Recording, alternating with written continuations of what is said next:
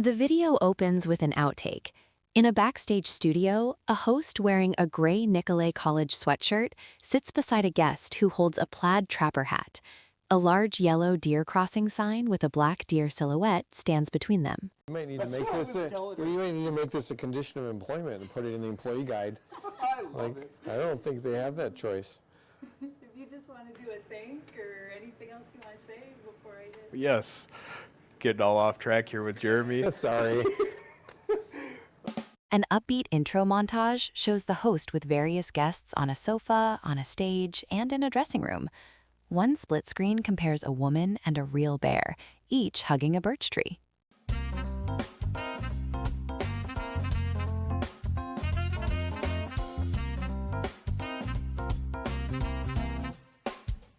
Welcome to Backstage past Nicolet College. We are backstage today in a unique location, joined by Bingo the dog and Bambi the deer. Bingo is a yellow Labrador sitting by the guest's feet. Bambi is the silhouette on the yellow deer crossing sign. And extra points to anybody who can comment on the page where they've seen Bambi or Bingo in any productions here at Nicolet College. Today we are joined by Jeremy VanCamp. Jeremy VanCamp is the Director of Human Resources and Title IX Coordinator. Jeremy, can you tell us what it is you do here at the college and how your behind-the-scenes work may impact students? Okay. That's a fun question, and sometimes I struggle to answer it in terms of what I do here. People always associate human resources with, as they say, hiring and firing, and preferably we would do almost all the former and none of the latter. And so recruiting is obviously a big part of our role. And then benefits, taking care of all the myriad of things that we offer our employees. But my own role is also a more strategic one in terms of ensuring that we're delivering the best employee value proposition for our employees, and through that driving engagement with the recognition that nothing we do as an organization happens without our people. So the bottom line is just making sure that we're strategic and intentional about all of that stuff. Okay. And with your role in human resources, I've learned this recently that human resources has taken an active role in trying to reach out to students and work with them in a career services role. Do you think you could explain that to us a little bit? Yeah, this is a really fun topic. As a small college, we don't have all of the areas that you would traditionally have in a larger organization stood up as a separate department. And career services is one of those. And so it's bounced around the college over the years. And as we talked about how to do better with that, we recognize that we have a team of people on the campus that are experts in interviewing, in resume writing, cover letter writing, and all the hiring aspects. And so this is an attempt to organize ourselves for our students' benefit around some expertise we have at the college. And so the bottom line is we recently accepted that work, and we're working on a plan and communications, and the efforts will be really to engage with students to support them through all the skills they need to do those things well. And then probably a phase B will be to start to think through the employer aspect of that and how we'll organize employers to connect them with students and engage employers with students. That's a really wonderful thing. What an amazing tool to offer to students here at the college, and especially from, the educated professionals that work in that field every day. To connect those dots is really unique. What other roles do you have here at the college that are more unique or have become you? Okay. Well, another thing that I do have that's part of my formal responsibilities and even my title is the Title IX coordinator role. And that's really unusual. I don't know if there's another college in our system for sure that has the HR leader doing that role also. But again, we're small, right? And so the Title IX role is all about making sure that we have equal access and do right by a myriad of things around like sexual discrimination, and also to ensure that people are protected and taken care of when it comes to sexual assault and that kind of stuff. And so Title IX is a very legal responsibility. There's a very formal policy that we administer, and I facilitate, shepherd, and guide anything that might end up in Title IX through that process to make sure we're doing the best that we can by students and employees both.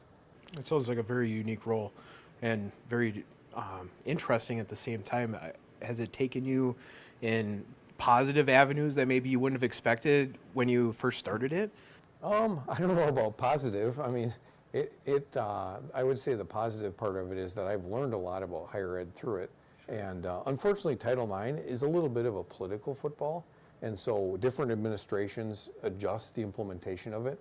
And so we're on our third Title IX policy since I've been here in 2.5 years. So I've had a lot of opportunity to work on policy development and learn a lot. Okay. On a less serious note, so on campus, do you have a go-to location or a spot that you like to decompress, after a long meeting, or if you just wanted to get out of the building? I love Lakeside. Lakeside? Yeah, I like the first and second floor a lot. And often I meet community people here if I'm making community connections, and I always buy them coffee because it's super cheap. It's like $1 something a cup, And it's good and I coffee. love coffee, and it's good coffee.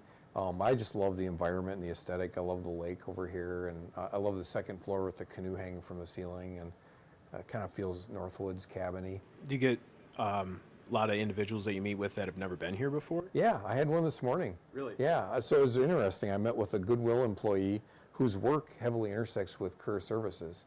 She runs a team of people that are actually located in the hospital. They're not in the Goodwill building. And it's kind of a career navigator program where they get grants that help fund the program, and they help people kind of work through career stuff and finding jobs. That's really cool. Yeah, from Goodwill. Who'd have thunk? What was their reaction when they got here? So she'd been on campus. I'd been at up on the Northwoods building a number of times for the art studio. But I gave her a full tour, all 3 floors, library, and then we went and talked to Lisa Young because her work and Lisa's overlap a lot. And I think she was way impressed and a little bit surprised when I told her, "Hey, this is a public building. Really? You work from home. You could come here and hang out." She was, "Really? I don't have to pay for that?" Yeah, I know we love having I know. people from the community and alumni come back just to hang out. Yeah, so she's a little in shock at that we're open to that, and I hope I see her here on campus once in a while. All right, so let's shift away from campus. What does Jeremy like to do when you're not here? What are some of your passions or hobbies? Well, I've got a fun one, Jacob, because I'm leaving tomorrow morning for a motorcycle trip with my son. So that my bike is in the garage, loaded up and ready to go. Of course, he was texting me as I walked over here, asking about lubing his chain and doing the wrong thing. But that's probably my favorite hobby, specifically if I can do it with him or with some of my other core friends. And what we do is we camp off the bikes and we go as much off-road as we can. So we're leaving for the UP, and we're going to do as much of the UP Adventure Trail in a 4-day period as we can. Last year we did the full Wyoming backcountry discovery route. It's 1,000 miles of off-road, and then we did about a 300-mile connector back to the beginning. That's incredible. And how many people do this? So we had 4 people on that trip. It was my son and the old guys. Oh, okay. Yeah, but guys my age and him. Sure. But we'll get as many as we can. I have a group of about seven or so right here in the Rhinelander area that enjoy doing this, and so we just send out texts and get as many as we can. Heck yeah. So you think you'll have a pretty good group? This week we only have 3 on this group. Just 3? Yeah, unfortunately. What's the weather supposed to be like? Awesome. Yeah. It'll be fine then, right? Yeah. 75 to 79 for highs and 50s for lows. Like perfect motorcycling, perfect camping, no rain. Do you guys fish at all when you get out there like that? We have these little rods, but we typically don't bring them with. I mean, we have very minimal gear and try to keep things as light as possible since we're off-road. Plus, we're in the UP, and I don't want to buy a license. So, Yeah, the out-of-state fees. yeah. So, what has been the most influential event or person in your career? Anybody that, that you would want to give a shout out to, or that had a really strong impact that you feel shaped the direction you went? Okay. Yeah, there's one that stands out for me in spades, and it's not somebody I've worked with for a long time. It was my first leader right out of college. I started as an environmental health and safety engineer. I went to school at UW-Platteville and got a job at Rayovac, the battery manufacturer, which is nearby. I interned with them and then started working right after the internship. His name is Jim Packmeyer. And he's become a lifelong friend. We don't talk all the time, but we connect every year or two. And he's followed my career. And Jim did me, I'm sure he would never admit it and probably would be embarrassed at the recognition, but he was really hard on me in some ways, particularly on my writing. I thought I was a good writer, but boy, Jim could really doctor up. He would always print things out. He was old school, and he would take a red pen and he would just annotate and red line and cross things out and give it back to me until he was happy with it. But more than that, he always took opportunities to model things for me and taught me a lot about working with people. And he was a Youper, which is kind of fun. This was Southern Wisconsin. His career has taken him all over the place since then. He recently retired. But yeah, he was a mentor to me, not just a supervisor, and somebody that I really look up to. That's wonderful. It's amazing that you had the opportunity for that growth and to meet that individual in your life. Is there any message, or let me rephrase that. If you could wave a magic wand and give every student one talent or one talent, let's go with talent, what would you say?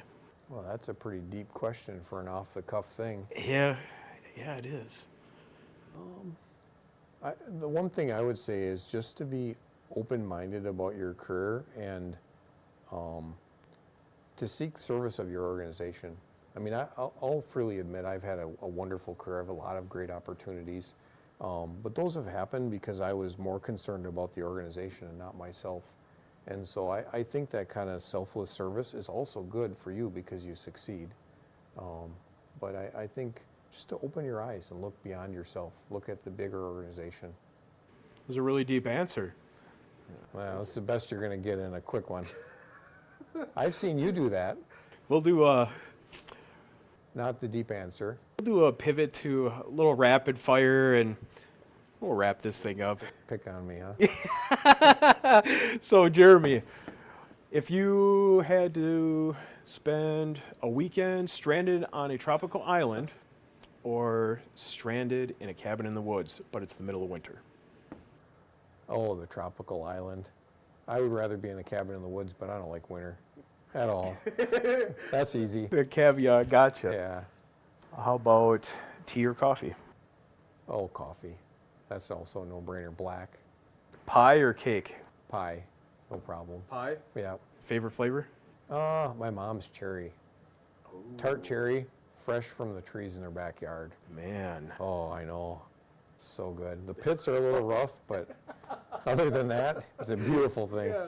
I should try and remember to bring you back a piece. You would love that. You know, I don't think I've ever said no to a piece of pie in my life. Yeah. Well, before we end, you got to pick the next guest here, and Jeremy has selected this lovely hat. Yes. Who says Northwoods like fur and buffalo plaid? Jeremy reaches into the hat and pulls out a slip of paper. We have Al Jaworowski. Al Jaworowski, the Vice President of Innovation.